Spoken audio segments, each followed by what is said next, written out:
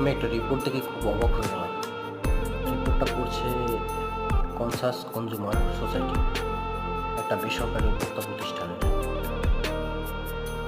বাংলাদেশে চাল পলিশ করতে মানে চকচক করতে প্রায় 12 লক্ষ টন চাল নষ্ট করা হয়, যা দ্বারা প্রায় 1 কোটি গরিব লোককে 6 মাস খাওয়ানো যায়। ভাবা যায় কি পরিমাণ আমরা অর্থ অপচয় করছি একটু বেশি দামে বিক্রি করার জন্য। মানুষ বিবেকহীন। পৃথিবী যতদিন আছে এই বিবেকহীনের অত্যাচারে, অবিচারে, শোষণে, নিপীড়নে মানুষ শেষ হয়ে যাবে।